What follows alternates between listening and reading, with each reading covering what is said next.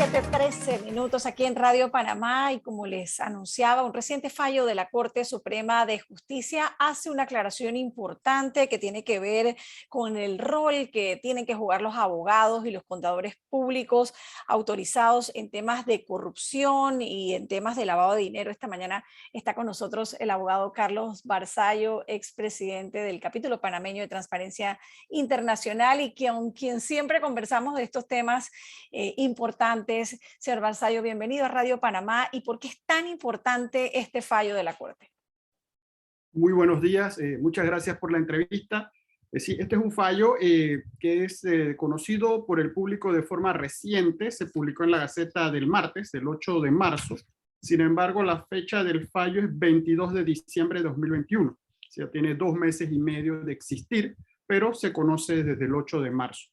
Es muy importante y para ayudar a la audiencia y no ponernos técnicos en legalismo, por lo siguiente, la Corte aquí se le pidió analizar, con el derecho que asiste a cualquier ciudadano, un abogado privado, puso en duda que la ley de prevención de blanqueo pudiera alcanzar a abogados y a contadores. Alegaba el colega que eso establecía un fuero y privilegio que viola la Constitución y que le atribuía a los abogados y contadores funciones investigativas que son propias del Ministerio Público. Los convertía en una especie de investigadores, policía, y ese no es el rol de un abogado, un contador. Esos son los argumentos del colega, que fueron incluso apoyados por 4 otros colegas. El Colegio de Abogados se sumó y 2 abogados privados, uno que es abogado penalista que tramita muchos casos de alto perfil. Y en resumen, para no alargar, la Corte se vio obligada a analizar si se violaba la Constitución con la Ley 23 de 2015, que es la de prevención. Y en una sola palabra dijo que no es inconstitucional, que no viola la Constitución, pero lo bueno de este fallo es que tiene otros mensajes que a lo largo de la entrevista podría ir explicando, que no eran parte de la pregunta que se hacía, pero la Corte se explayó y tocó temas muy importantes para todos los panameños. Y es importante porque cuando hablamos de los casos sonados de corrupción que han hecho grandes titulares en este país, generalmente se habla de los políticos o de los funcionarios responsables de estos escándalos, pero siempre hay una contraparte que tiene que ver con una empresa privada, o generalmente hay una contraparte de algún empresario que también cayó en eso, y hablamos de Odebrecht, por ejemplo, como otras empresas, pero muy poco se habla de ese rol que jugaron o juegan los abogados y los contadores, quienes de alguna forma pueden ser hasta cómplices de muchos de esos casos. Eso es lamentablemente correcto y se da mucho. No tiene que sentirse aludido el que no tiene nada que ver. Cuando usted me dice que hay un abogado en problemas, yo no tengo ningún problema con ello porque no lo estoy. Así que el problema no es generalizar. Claro. Cada caso es diferente. Hay colegas muy honrados en la generalidad y hay colegas muy cómplices de actividades. Eso también es un hecho cierto. El problema es que eso se dificulta probarlo. ¿Por qué? Múltiples razones. Las leyes tienen problemas desde que se hacen y luego viene la segunda parte que es su interpretación. Y el fallo que estamos comentando, y nuevamente para no ponernos técnicos y legalistas, hacía una pregunta muy básica, o por lo menos la Corte añade un tema, el famoso secreto profesional. Toda persona que nos está escuchando ha visto en las películas que cuando uno habla con el abogado, lo que le dice al abogado queda en secreto, es como un secreto de confesión, con el cura, con el rabino. El abogado no puede decir lo que le dijo su cliente. Esa es una clásica, lo entiende un no abogado. Sin embargo, eso tiene complejidades. La discusión estaba que en blanqueo hay una obligación de los sujetos obligados, valga la redundancia, de reportar operaciones sospechosas. Entonces uno se pregunta, bueno, ¿y el abogado cómo queda? Si reporta operaciones sospechosas, ¿no está violando el secreto profesional? Bueno, había una norma, y la existe todavía, que era verdaderamente un poco compleja, porque se prestaba a interpretaciones, y la Corte la acaba de aclarar, cosa que veníamos nosotros haciendo en escrito a base del derecho comparado. Y dijo lo siguiente: cuando usted esté como abogado con el sombrero de defensor de su cliente en un caso básicamente penal, el secreto prevalece. Cuando usted es un abogado que se dedica a temas de gestión comercial, el secreto no prevalece y tiene que revelar la operación sospechosa. Ese mensaje es bien importante que lo vayamos entendiendo porque aclara el juego, punto. establece una regla mucho más clara de lo que teníamos hasta ahora. ¿Eso puede impactar los casos anteriores o eso empieza a funcionar de ahora en adelante? Lamentablemente el derecho todo empieza, no tiene retroactiva, empieza a funcionar de ahora en adelante, pero por lo menos aclara algo que debió estar claro desde 2015, no 7 años después.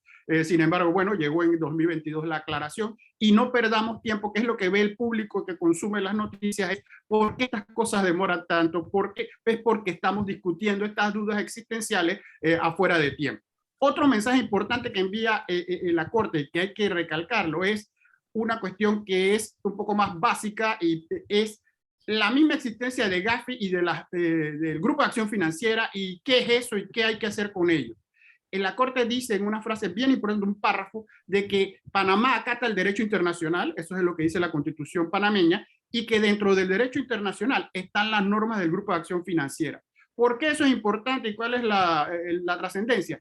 Hay que recordar que en el 2015 Panamá contrató abogados de Estados Unidos que argumentaban que las recomendaciones del Grupo de Acción Financiera no eran obligatorias y amenazó a la OECD con demandar a la OECD si le aplicaba sanciones por uso de las recomendaciones del GAFI. En ese estado estábamos hace 7 años y hoy en día la Corte está diciendo Panamá acata el derecho internacional que incluye las recomendaciones de GAFI. ¿Qué impacto puede tener eso? Bueno, el impacto es enviarle un mensaje a la comunidad internacional que le preocupaba esta situación de duda sobre qué considera Panamá que son las recomendaciones de Gafi. Hay que reconocer que los gobiernos presentes han estado enviando el mensaje de que reconocen que hay que seguir las recomendaciones del Grupo de Acción Financiera. Esto que yo le he referido es un hecho histórico, el más drástico de 2015. La actitud después cambió, no ha sido de cuestionar los principios internacionales, sino de decir que se van a acatar. Ahora Pero hay que hacerlo. seguimos en las listas, eso es parte del problema, ¿no? Sí, por eso terminé con la frase decir que se van a acatar. Ahora hay que hacerlo, porque es que lo importante es hacerlo, no decirlo. Y estamos en eso. Pero yo Pero creo que ¿cuál este sería ese fallo, siguiente paso después de este fallo entonces, en ese sentido? bueno, el siguiente paso tiene un problema que es el tiempo. El tiempo, ¿por qué? Porque hay que demostrar con hechos y no palabras, y para demostrar se tienen que acumular fallos, sanciones, implementación de leyes.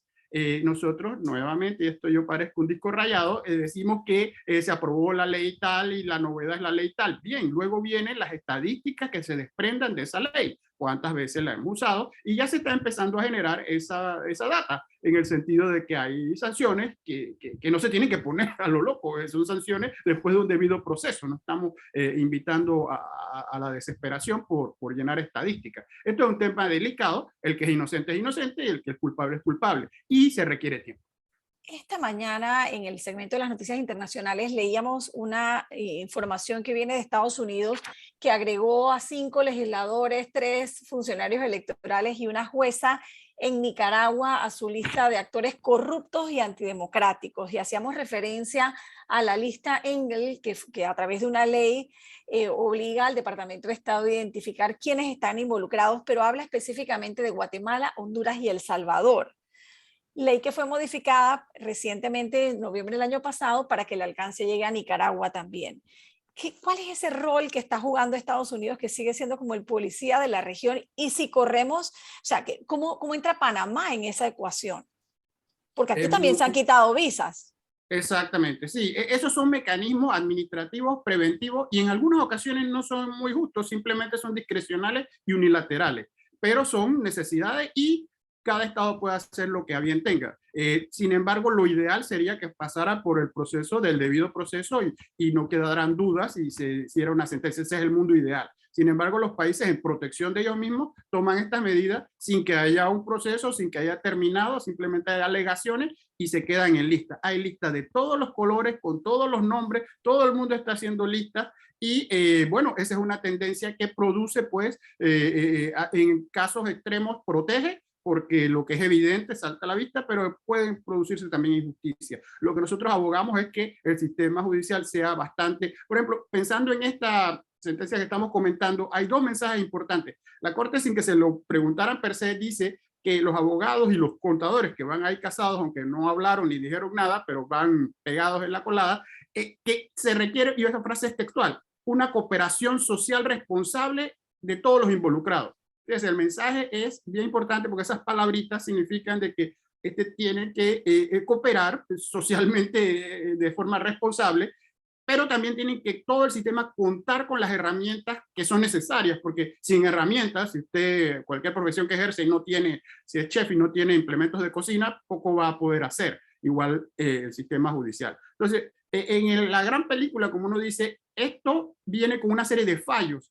Este fallo es el 22 de diciembre, 2 días antes de Navidad. Hay otro fallo del 23 de diciembre, donde esto es una de cal y una de arena, donde se envió un mensaje no tan positivo, en el sentido de que una persona no política que alegó fuero electoral se le dio sobreseimiento, entendiendo de que estaba amparada por ese fuero electoral que hacía que la investigara la Corte y no el Ministerio Público, lo cual es una rareza en el sentido correcto de la palabra. Y lo segundo es que se determinó a priori, de forma categórica y digamos sin analizar caso por caso, de que el ejercicio de venta de sociedades anónimas, que es un derecho legítimo, no era en ningún caso delictivo. Y segundo, de que el segundo mensaje, con esto termino para no alargar, que todos los casos anteriores a 2019 que se vayan presentando o se hayan presentado no van a poder prosperar en materia de delito de blanqueo por evasión fiscal, porque no fue sino hasta 2019 cuando Panamá aprobó esa ley. Esa demora va a costar caro y va a crear una gran frustración, porque los medios han estado publicando muchos casos que van a tener un final no tan feliz. Por ahí va mi pregunta, porque todo este tema de las sociedades termina siempre en el medio de esta discusión, y hay temas pendientes en ese sentido, temas legales pendientes y reglamentaciones que no se están cumpliendo. ¿Cómo estamos en ese aspecto? Sí, esto es una batalla de muchos frentes. Hay múltiples temas que no se están cumpliendo, como lo acaba de señalar. Hay otros que están pendientes de existir para ver si se cumplen o no. Ejemplo concreto, el registro de beneficiarios finales tiene 2 años y todavía no ha sido reglamentado.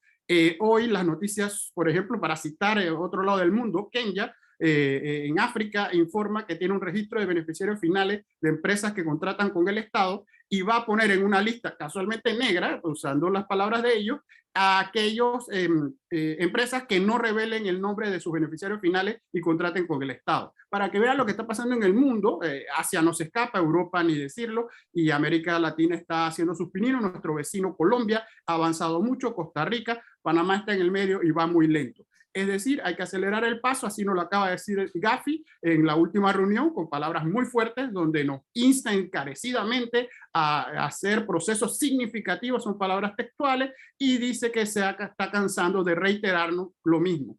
Y eso no es bueno, porque hay que salir de esa lista donde estamos desde hace mucho tiempo. Y no es una persecución contra Panamá ni contra el sistema de las sociedades panameñas, es una política general, ¿no? Ese argumento se ha tratado bastante y podríamos entretenernos con él, pero como no lleva a ningún lugar, nada más que al mismo lugar donde iniciamos, es gastar el tiempo por gusto. Aunque fuera la persecución más compleja y que lleva más de 20 años de darse, hay que hacerle frente saliendo. Otros lo han hecho, otros de los perseguidos, entre comillas, Bahama, Mauricio, han salido de las listas haciendo lo que hay que hacer, y nosotros tenemos una de dos: o unirnos a Irán y a Corea del Norte y decir que estamos en rebeldía con el mundo, o ajustarnos a lo que queremos ser y hacerlo. Yo creo que esta dicotomía es muy falsa y no nos lleva a ningún lugar. No se lo permitimos ni a nuestros hijos en la escuela que vengan a decirnos de que otros están haciendo mal. Es nuestro problema y es nuestra solución. Punto. Así de claro. Carlos Barzallo, gracias por estar una vez más aquí en Radio Panamá y aclararnos estos puntos tan importantes. Que tenga buen día. Gracias a ustedes. Hasta luego.